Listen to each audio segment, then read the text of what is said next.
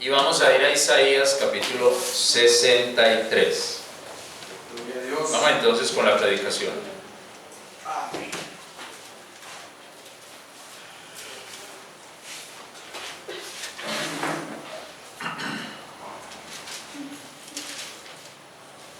Isaías capítulo 63.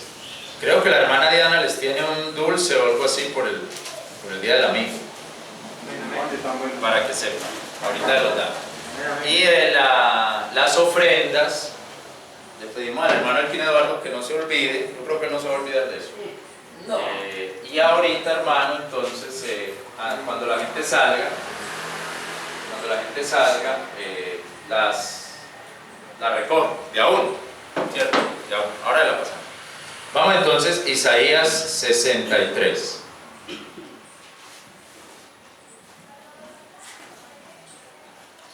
Versículos del 7 al 14. Amén. De las misericordias de Jehová haré memoria, de las alabanzas de Jehová, como sobre todo lo que Jehová nos ha dado y de la grandeza de su beneficencia a la casa de Israel, que les ha hecho según sus misericordias y según la multitud de sus miseraciones. Y dijo: ciertamente mi pueblo son hijos que no mienten, y fue su Salvador. En toda angustia de ellos él fue angustiado, y el ángel de su faz los salvó con su amor, con su clemencia los redimió, y los trajo a cuestas y los levantó todos los días del siglo. Mas ellos fueron rebeldes e hicieron enojar su Espíritu Santo, por lo cual se les volvió enemigo, y él mismo peleó contra ellos. Pero acordóse de los días antiguos de Moisés y de su pueblo. ¿Dónde está el que los hizo subir de la mar con el pastor de su rebaño?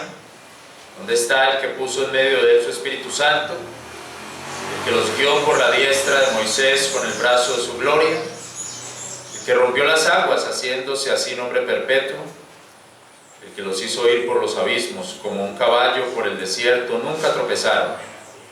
El Espíritu de Jehová los pastoreó como una bestia que desciende al valle. Así pastoreaste tu pueblo para hacerte nombre glorioso. Amén. Amén. Hermano Román, si puede orar por el mensaje.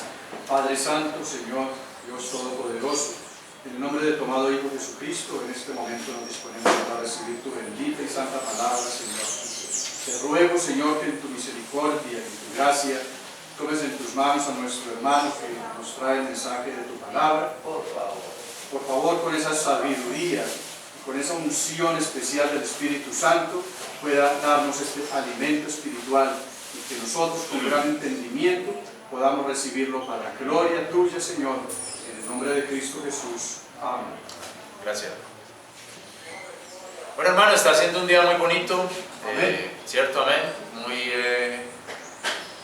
frío, pero con sol. Me parece que está bien bonito. Y un buen tiempo para estudiar la palabra, ¿no? Para aprender de la palabra de Dios. Gloria a Dios. Aquí parece que hay como un grupo de pájaros que tienen un nido o algo así, entonces cada 8 días nos están cantando. Entonces vea las misericordias de Dios con nosotros tan maravillosas, ¿cierto? Entonces tenemos un buen lugar y tenemos un buen tiempo también. Eso es una gran bendición. Una cosa, hermano, no hemos podido, estoy esperando al hermano que nos va a cambiar las luces. Ore por eso, a ver cuándo puede pasar. Esperamos que sea esta semana. Aquí, hermanos, en el pasaje que leímos se nos presenta una paradoja, digámoslo así, una contradicción muy interesante para el análisis bíblico, y es la de tener a Dios como Salvador amoroso, pero también como enemigo, ¿cierto? Porque en el versículo 7 se habla de las misericordias de Jehová. Se puede ver ahí las misericordias de Jehová. Haré memoria de las alabanzas, como sobre todo lo que Jehová nos ha dado, de la grandeza de su beneficencia, de sus misericordias. Bueno, se habla como de todo lo bueno que Dios ha hecho, que Dios ha dado. Pero en el versículo 10 dice: mas ellos fueron rebeldes e hicieron enojar su Espíritu Santo, por lo cual se les volvió enemigo, y él mismo peleó contra ellos. Entonces ahí vemos cómo la situación de Dios como amor, amoroso, pero también como si fuera un enemigo. Hablando entonces, hermanos, digamos humanamente, en términos humanos, dice la gente que entre el amor y el odio hay un solo paso, ¿cierto? Que hay un solo paso. Esto parece ser porque el que ama desea de igual manera que lo amen. Amén. No. Si usted ama mucho a una persona y le entrega su vida a esa persona, pues usted espera que esa persona le retribuya ese amor. Amén. Así es. Si usted ama mucho a una persona, se siente muy mal si esa persona no le corresponde de la misma manera, o por lo menos de alguna forma que se compadezca con el amor que usted le tiene. Entonces ahí hay un punto de tensión amorosa. Cuando la gente dice entre el amor y el odio hay un solo paso, tiene que ver entonces con que si uno ama, uno espera que lo amen, ¿cierto? Uno está esperando como que le retribuyan de la misma manera, o si no de la misma manera, por lo menos cercanamente, ¿cierto? Cercanamente a lo que uno está amando. Y si no es así, pues, y si es lo contrario, si no retribuyen en nada, sino que al contrario pagan mal, pues entonces ahí es donde dicen que viene el odio, ¿cierto? Ahí es donde se habla como que hay odio. Ahí está el punto de tensión en esa relación amorosa. Yo a la verdad diría el enamorado, yo a la verdad la amo y le entrego todo de mí, pero ella me traicionó descaradamente. Entonces ahí vendría como el asunto del odio, ¿cierto? Del rencor hacia la otra persona.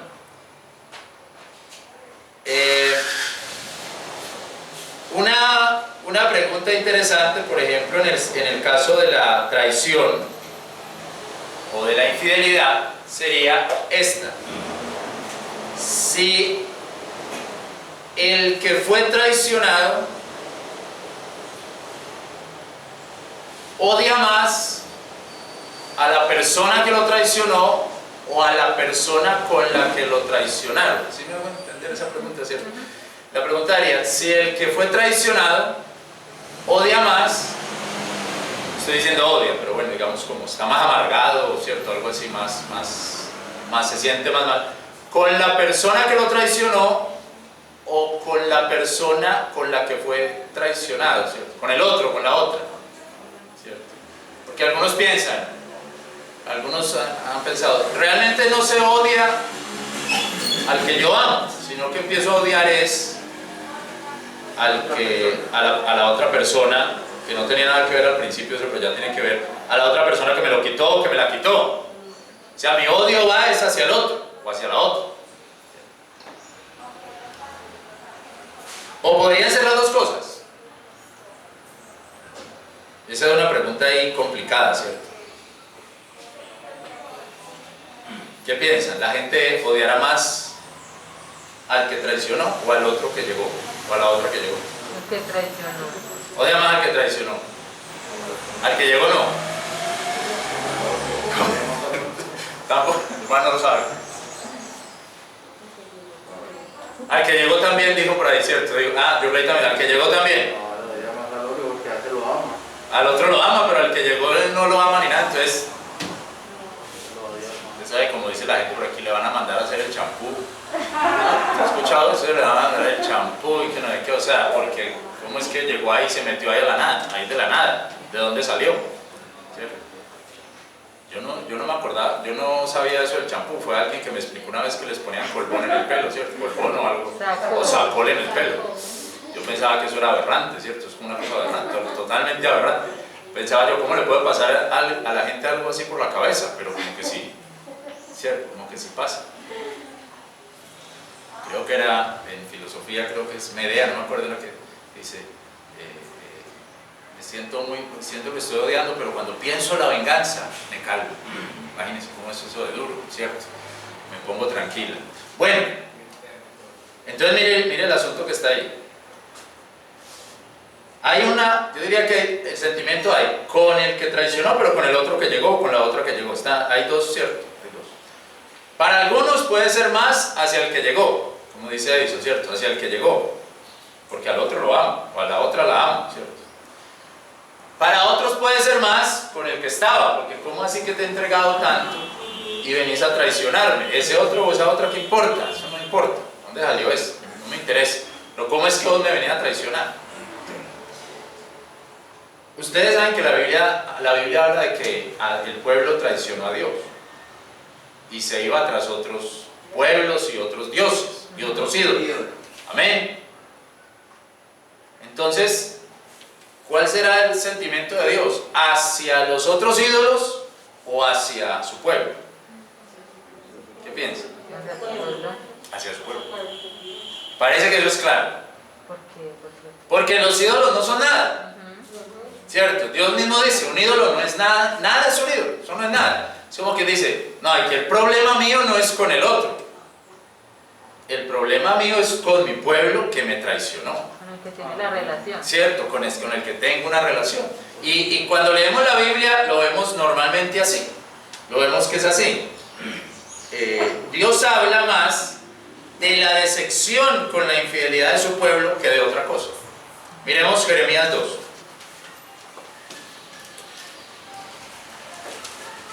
Amén. Gloria a Dios. Jeremías capítulo 2. El versículo 13. Porque dos males ha hecho mi pueblo. Dos males. Dejáronme a mí fuente de agua viva. Ese sería como el primero. Por cavar para sí cisternas rotas que no detienen aguas. Ese sería el segundo mal. Me dejaron y el segundo se fueron con otros. ¿Es Israel siervo? ¿Es esclavo? ¿Porque ha sido dado en presa? Los cachorros de los leones bramaron sobre él, dieron su voz y pusieron su tierra en soledad, desierta, sus ciudades sin morador. Aún los hijos de Nob y de Tabnes te quebrantarán la mollera. ¿No te hará esto tu dejar a Jehová tu Dios cuando te hacía andar por camino? Ahora pues, ¿qué tienes tú con el camino de Egipto para que bebas agua del Nilo?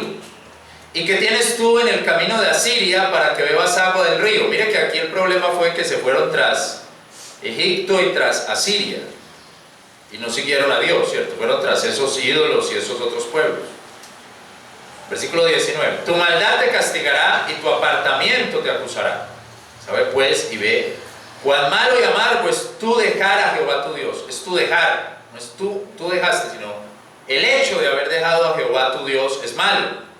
Y faltar mi temor en ti, dijo el Señor Jehová de los ejércitos.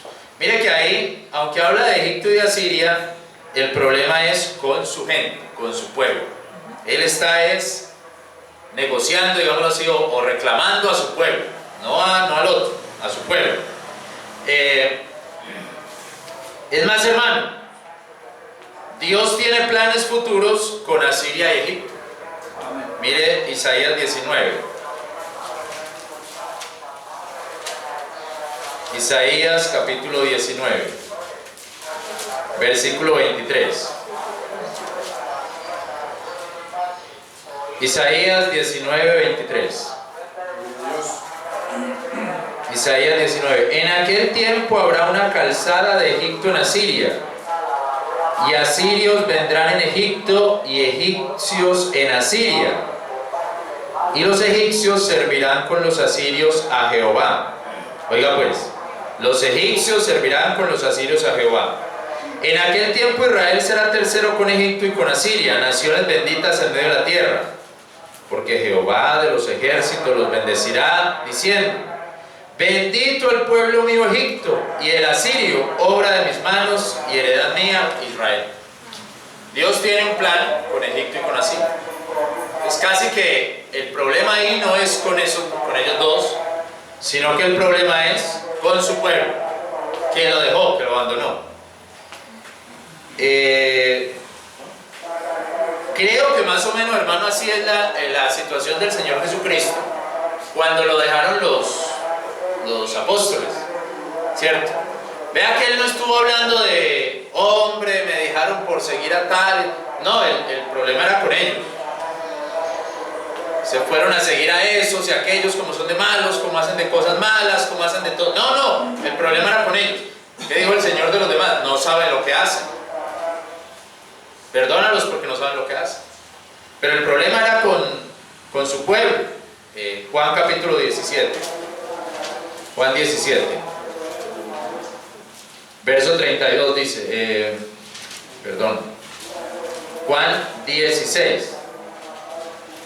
32 dice: He aquí la hora viene y ya es venida en que seréis esparcidos cada uno a los suyos, y me dejaréis solo. Mas no estoy solo porque el Padre está conmigo.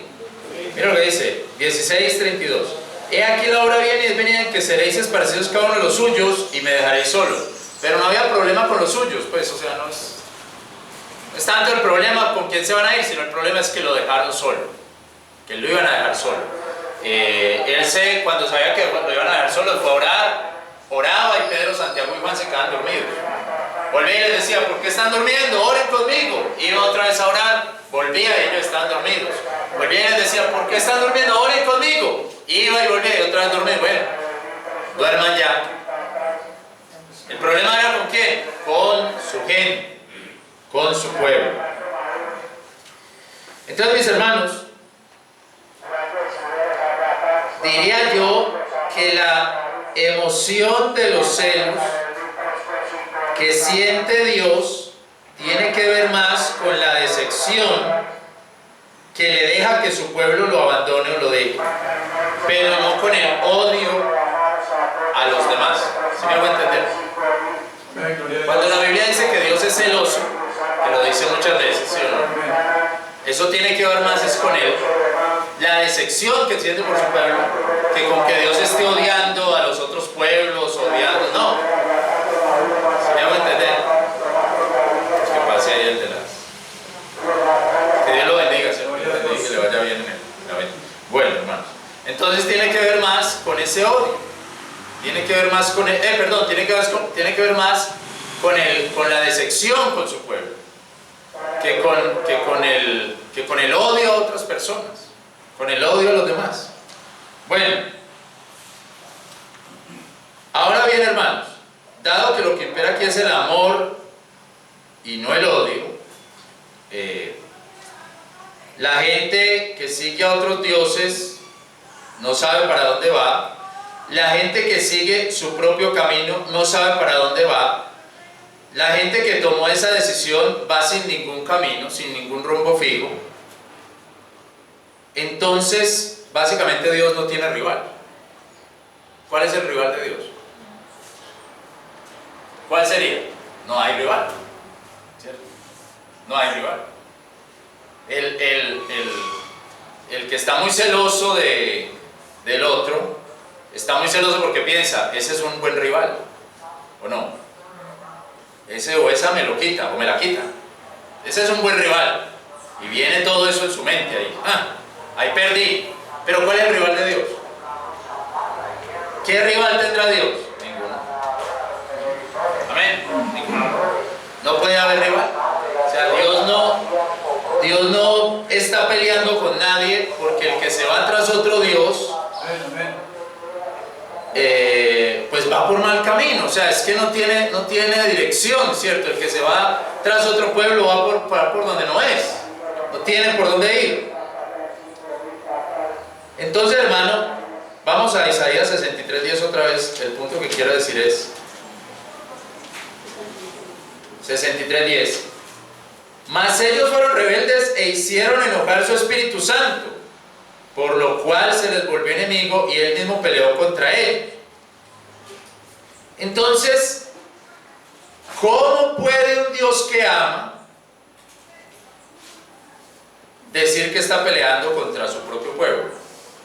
¿Y cómo digo yo que ama? Porque en el versículo 9 dice: en toda angustia de ellos él fue angustiado, y el ángel de su faz lo salvó con su amor. ¿Vea la pregunta que hago entonces? ¿Cómo puede Dios, un Dios que ama, decir que está peleando contra su propia gente? Contra los que ama. Está peleando contra su pueblo. Bueno, ahí hay unas cosas, son muy interesantes. A ver, la Biblia dice que Dios no se complace en castigar.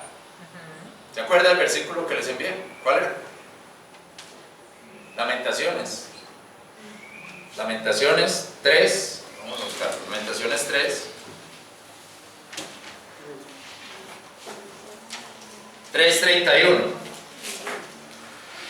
Porque el Señor no desechará para siempre, antes si afligiere también se compadecerá según la multitud de sus misericordias, porque no aflige ni congoja de su corazón a los hijos de los hombres. O sea, no está todo contento ahí pegándole a la gente, no. Eso no está en su corazón, ¿cierto? Lamentaciones 3:31-33. Vea que eso es también es muy interesante. Hay gente que dice, todo el que castiga siente placer cuando castiga. Esa es una idea pues que por ejemplo el papá que coge al hijo, venga, le doy tal, entonces dice que siente un placer cuando castiga, pero Dios no, a Dios le duele. Dios castiga porque es justo, pero no es que Él esté contento pegándole a sus hijos. Él está triste, pero Él está en su justicia y la tiene que hacer, ¿cierto? La tiene que hacer. Yo le decía ayer a Andrés, o a David le decía, bueno David, yo quiero hacer una pregunta, ¿yo cuántas veces le pegué? ¿Cierto? Miguel Ángel escuchó, no, ¿yo cuántas veces le pegué? Y David se acercó, me abrazó y me dijo, como 6. Yo ni me acuerdo, ¿cierto? Yo no me acuerdo, yo lo pegué 6 veces. Me dijo, por ahí 6. Y yo dije, la verdad, yo le dije a David, la verdad David, no me acuerdo. De las 6 no me acuerdo de ninguna. Me acuerdo de una que le di a Andrés, de una castigo que le di a Andrés, pero David no me acuerdo. Ahora, Andrés, ¿cuántas veces? Con Andrés, bueno, porque es que Andrés más emocional. Por ahí también 5. No. Más. Por el paso me cuenta. Oye. No sé. Ya no puedo porque ya él me gana, ¿cierto? Pero bueno, yo me acuerdo de una solamente. El asunto es que, hermano, no hay un placer en castigar. No es que yo esté gozándome y todo contento porque lo estoy haciendo. Si alguien lo hace así, yo creo que tiene un problema ahí, que no es hacia el lado de Dios, pues no va hacia el lado de Dios. Dios castiga, pero no está contento, está triste por lo que está haciendo. Entonces, mis hermanos, cuando dice que Dios pelea con su propio pueblo, tendría que ver con el hecho del castigo, de la disciplina que Dios da para su pueblo. Con eso tiene que ver. No es que Él esté contento pegándole a su pueblo, o que Él esté contento mandando a su pueblo al dolor o al sufrimiento. No, tendría que ver con la disciplina que Él está haciendo, porque su pueblo tocó lo más profundo de Dios, que dice ahí, hicieron enojar mi espíritu, mi santo espíritu. Es como llegar a lo más profundo de Dios. Tocaron la parte más dura de Dios, ¿cierto? Más fuerte de Dios. Lo profundo de Dios, tanto como para que Dios entrara en un trato con ellos. Este lenguaje de Isaías 63, mis hermanos, es un lenguaje de un hombre, de una persona, demostrándole al pueblo las razones por las que lo hicieron enojar. Es como un diálogo entre un esposo y una esposa. Y esa esposa diciéndole, o ese esposo diciéndole, ¿sabe usted por qué yo me volví así con usted? ¿Sabe usted por qué yo cambié? ¿Usted sabe por qué cambié? ¿Ustedes han escuchado ese tipo de diálogos? No, ¿cierto? Entre una pareja. ¿Usted sabe por qué yo ahora me volví así? Le voy a decir. Eso es lo que está hablando Dios aquí. Así es que Dios está hablando. ¿Usted sabe por qué yo empecé a tratar con usted de esa manera tan fuerte? ¿Sabe por qué yo? Y le voy a explicar por qué. Entonces, cuando uno dice así, ¿usted sabe por qué yo cambié con usted? ¿Qué es lo que uno empieza a hacer? Hablar del pasado. Amén. Hablar del pasado.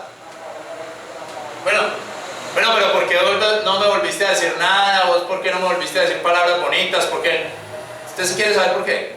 Le voy a decir. ¿Y qué dice? ¿Y qué empieza a hacer uno? Hablar de lo que pasó. ¿O no?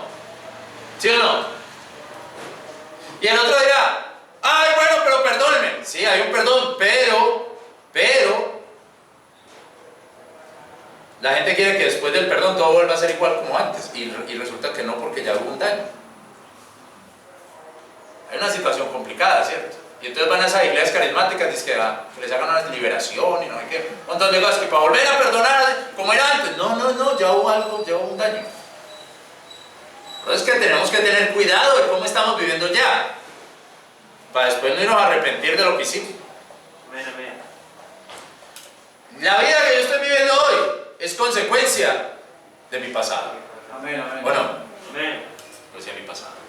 La vida que está viviendo cada uno de ustedes hoy es consecuencia de lo que hicieron. Y así están hoy. Y de las decisiones que tomen hoy para seguir adelante. Toman una mala decisión hoy,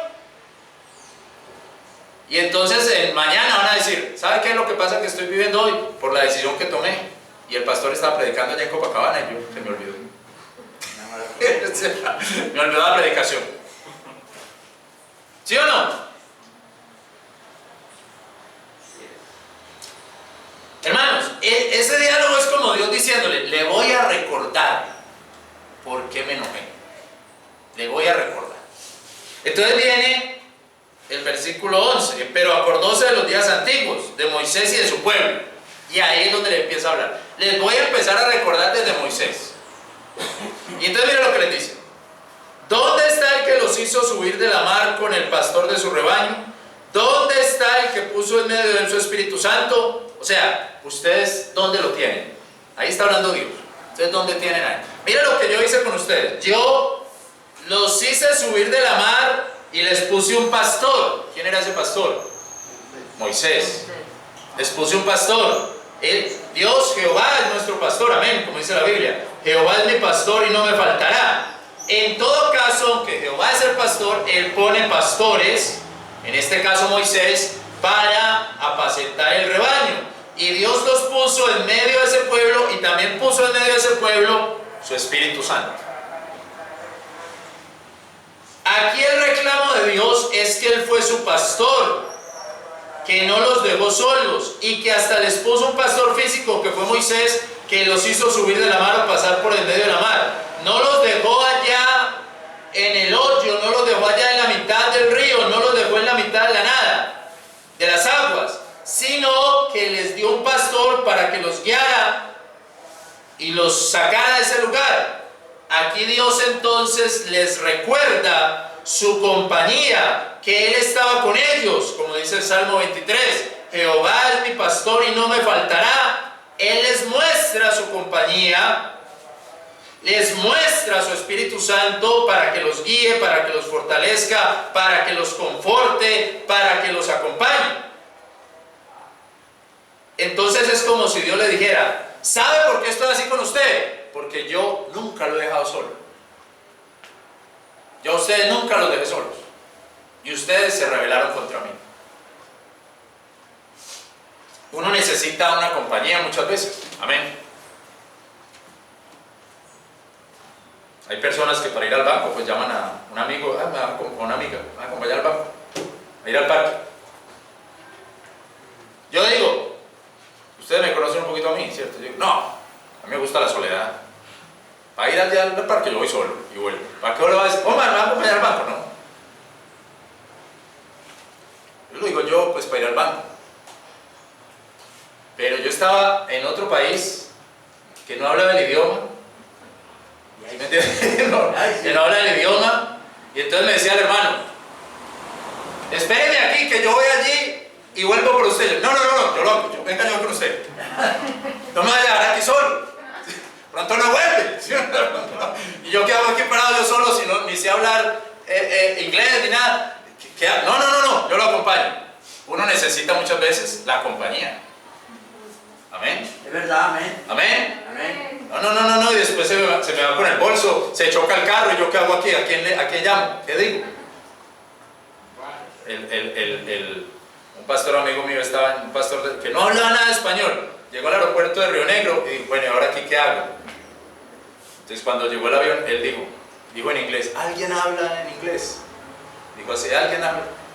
Y una niña como de 8 años le dijo, Señor, ¿qué necesita? Una niña, pero Dios le mandó la compañía. Nadie más, era una niña como de 8 años. ¿Qué necesitas? yo le instruí. Y él le hablaba con la niña y la niña con los papás y lo sacaron de ahí. Pero hermanos, Dios lo que está diciendo es, yo nunca los he dejado solos. Nunca los he dejado solos. La soledad puede traer inseguridad. Y ese pueblo en la mitad del Mar Rojo estaban inseguros. Amén. Estaban inseguros. Y ahí en medio del Mar Rojo Dios les dice, ahí les puse un pastor y ahí les mandé el Espíritu Santo y solos no se quedaron. Pero ustedes se rebelan contra mí. Número 2. Mire lo que dice el versículo 12. El que los guió por la diestra de Moisés con el brazo de su gloria. El que rompió las aguas haciéndose así nombre perpetuo. En primer lugar, no los dejó solos. Y en segundo lugar, les demostró su poder. Primero les mostró su compañía y segundo les mostró su poder. Dios les muestra su compañía, pero les muestra su poder. Dice ahí que Él rompió las aguas. Aunque el pastor es Moisés, aquí se habla del brazo de la gloria de Dios. El brazo de Dios representa el poder de Dios. Salmo 89:10. Salmo 89:10 dice: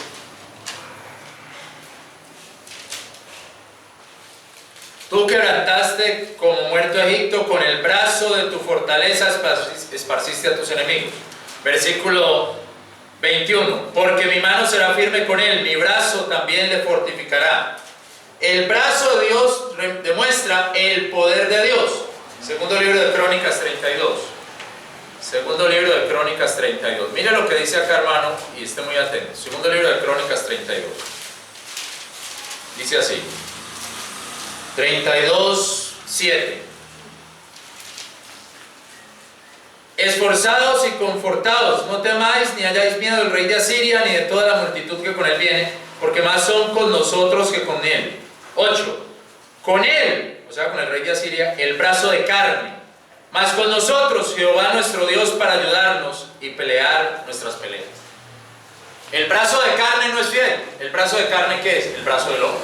Acuérdense que la Biblia dice, hay un versículo que dice, maldito el hombre. ¿Y qué más? Y pone carne por su brazo. ¿Sí recuerdan? Maldito el hombre que confía en el hombre y pone carne por su brazo. ¿Qué es lo que está diciendo? El brazo de carne no sirve, no es poderoso. El que sirve es el brazo de Dios. Amén. Ahora, Dios le dice, partí las aguas con mi brazo. Y ustedes se rebelaron contra mí.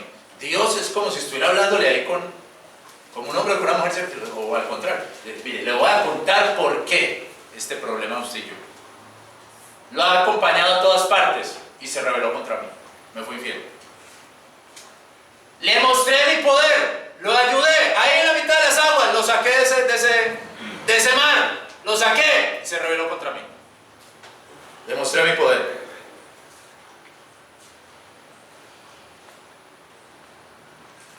Y número 3, vamos a Isaías otra vez. 63. Gloria a Dios, hermano, amén. Gloria a Dios. 63, versículo 13 y 14. El que los hizo ir por los abismos, como un caballo por el desierto, nunca tropezaron. El Espíritu de Jehová los pastoreó como una bestia que desciende al valle, así pastoreaste tu pueblo para hacerte nombre glorioso. Entonces, número 1, su presencia, ¿cierto? Les demostró que los acompañaba. Número 2, les demostró que tenía poder, su poder. Y número 3, les allanó el camino, les barrió el camino. Vamos a decir, les demostró su cuidado. Su cuidado. No solo demuestra su compañía, no solo demuestra su poder, también demuestra su cuidado. Barrió el camino. Creo que eso combina los dos puntos anteriores. Mire que él dice que en el versículo 13, los hizo ir por los abismos, o sea, por allá debajo del mar, por allá, como un caballo por el desierto. Esa es una figura muy bonita, una imagen muy linda. Un caballo por el desierto que no tiene quien lo dónde golpearse, ¿cierto? Que va, ¿te has visto esos caballos salvajes que van corriendo? Eso es como una idea de libertad, ¿cierto? Eso van así, que no hay un árbol, no hay nada para darse un golpe, van tranquilos, van al galope corriendo. Así dice Dios, vea, los puse así, vea. Ustedes no tenían dónde darse un golpe, pero se rebelaron contra uno. Oiga, qué imagen tan espectacular, ¿cierto?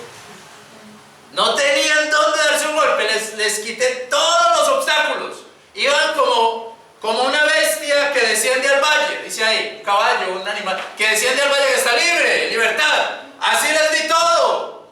Se los puse en bandeja de plata, como dicen por ahí, ¿cierto? Los puse bien para que estuvieran tranquilos. Les puse un pastor, les puse libertad para todo, pero ustedes no quisieron.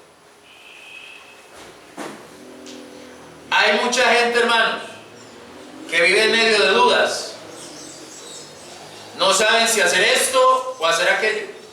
No tienen la paz de Dios para hacer nada. No entienden los caminos de Dios. No sienten libertad de hacer nada. Nada. Es como si Dios no les diera la libertad de un caballo por el bosque, sino como si Dios les pusiera obstáculos para todo en la vida. Amén. Y cualquier cosa que van a... No, es que ya viene este otro problema, ya este otro está aquí. Muchas de esas cosas que hicieron en el pasado, claro, los tienen rodeados. Amén. Los tienen casi sin para saber a dónde moverse. Pero Dios no es así. Dios le dice, ¿sabe cuál es el problema que tengo con usted? ¿Sabe qué es? Que yo le di cuidado, le mostré mi poder y le di libertad y usted se rebeló contra mí. Entonces, ¿cómo quiere andar? Como caballo en el bosque tranquilo. ¿Cómo quiere que yo le abra los ríos? ¿Y cómo quiere sentir mi compañía si usted lo que ha sido es un rebelde? Y usted ha sido es una rebelde. Amén. Hermanos, en todo eso también Dios le dice una última cosa. Ya no respecto a lo que Él hizo con ellos, sino a lo que Él sintió. El esposo con la esposa o la esposa con el esposo. Bueno, yo estuve con usted en esto, yo estuve con usted en esto. Pero aparte de eso, yo sentí algo. Yo sentí algo. Versículo 9. En toda angustia de ellos, del pueblo, Él fue angustiado. Eso hermano, eso es increíble. Dios se angustió cuando ellos se angustiaban.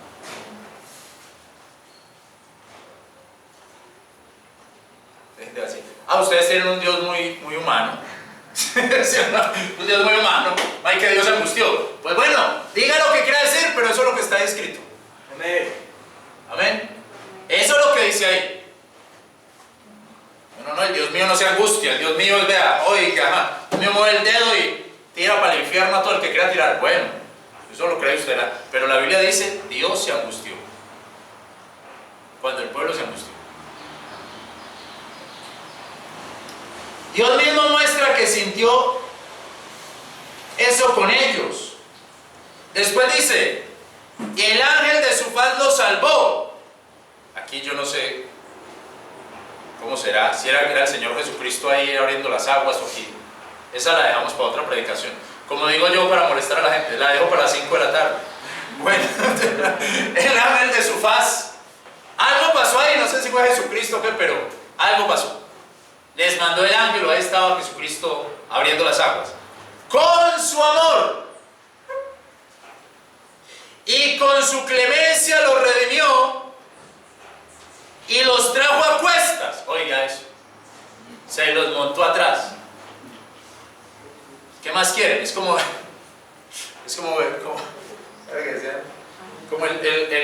que está empezando en un trabajo que no sabe hacer nada. Y el patrón le trabaja toda la semana y después le paga.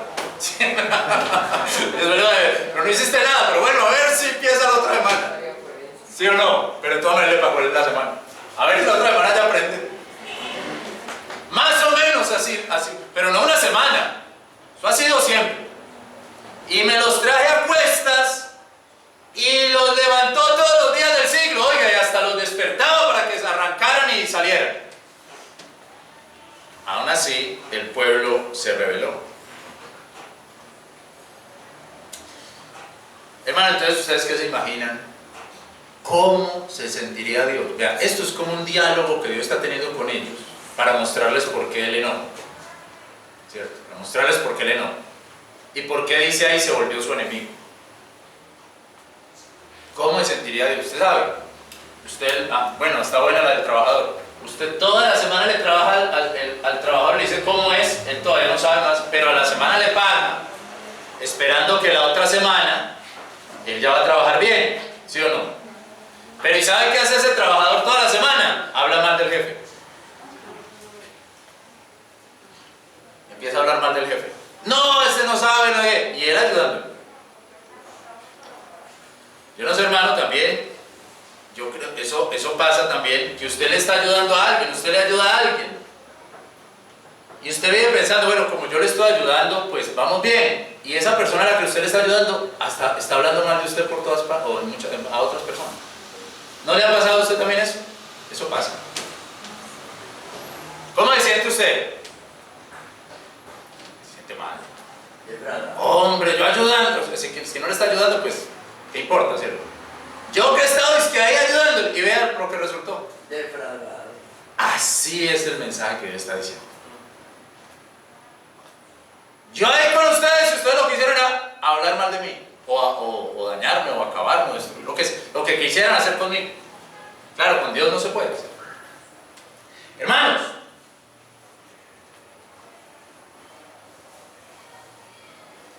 recordemos entonces, y aquí voy a concluir,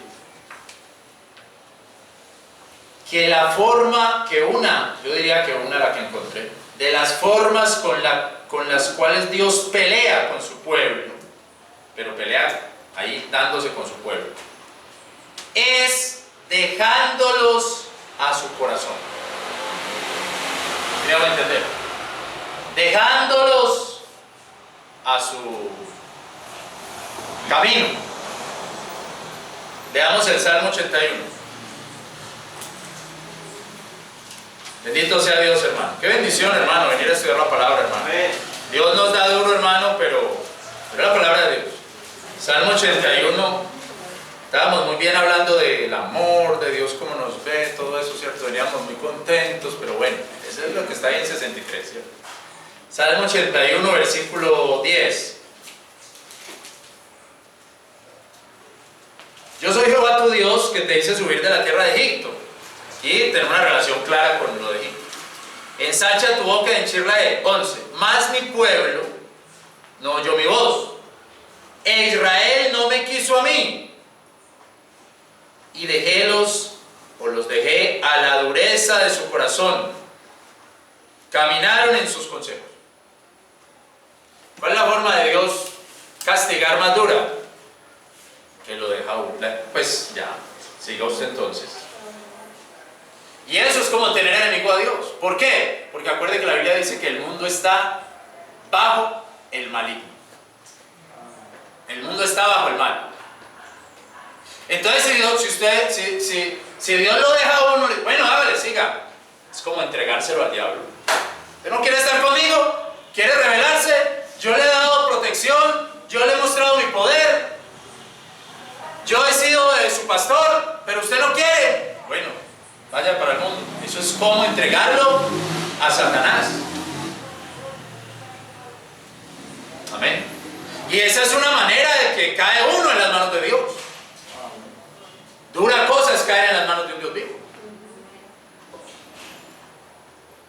Entonces no es tan sencillo, hermanos. No es tan sencillo ni podemos estar juzgando. Pero uno sí ve que hay gente que no se levanta, que es de para atrás. Uno sí ve eso, hermano. No es tan sencillo. Pero no es porque Dios esté ahí dándole, es porque ellos no quieren volver a Dios. Entonces están en el mundo y el mundo ¿para dónde los lleva? Pues más para abajo, más para abajo, más para abajo. Para atrás. ¿Se arrepienten de su pecado? No, no se arrepienten. Siguen pensando que su pecado está bien. ¿Se arrepienten del pasado que hicieron? No, no se arrepienten. Siguen creyendo que lo que hicieron estaba bien. ¿Se arrepienten de lo que hicieron a alguien? No, siguen creyendo que el otro es el problema. Nunca, ellos siguen en su orgullo y vanidad. No van delante de Dios, sino que siguen pensando pensando que los demás, y el otro, y el pasado, y lo que me hicieron, y el presidente, y no sé quién, y los Illuminati, y los no sé cuántos, y el orden mundial, y un montón de tonterías, hermano, que no se piensan ellos mismos. ¿Y usted por qué va tan mal? No, los Illuminati, los masones y los jesuitas me vean como me tienen. No conocí ni a medio jesuita, ni a un Illuminati, ni a un masón siquiera. Pero ¿cuál es el problema? Que no quiere seguir a Dios. Y si no quiere seguir a Dios, pues Dios lo entrega, ¿no? Amén. Váyase para allá y allá va a ver cómo le va la vida. Dura cosa es caer en las manos de un Dios vivo. Por eso nosotros mejor estamos aquí refugiaditos, amén. No, mejor nos quedamos aquí, oiga. Que Dios me puso el pastor ahí, bueno, Dios es mi pastor y Dios me acompaña, yo no quiero estar solo y que me muestre su por Dios mío, necesito tu poder para salir de esta, allá en mi camino, yo mejor me quedo aquí. El otro que quede con su orgullo, o la otra que quede con su orgullo. Pero hermanos, es mejor tener a Dios de amigo que de enemigo. Amén. Amén. Es mejor tener a Dios a nuestro lado Así es. que ganarnos la indiferencia de Dios. La indiferencia es lo peor. Amén. La indiferencia es lo peor. Así es. Vamos a orar. Padre, te damos gracias. Gracias por este tiempo que hemos venido acá a compartir la palabra.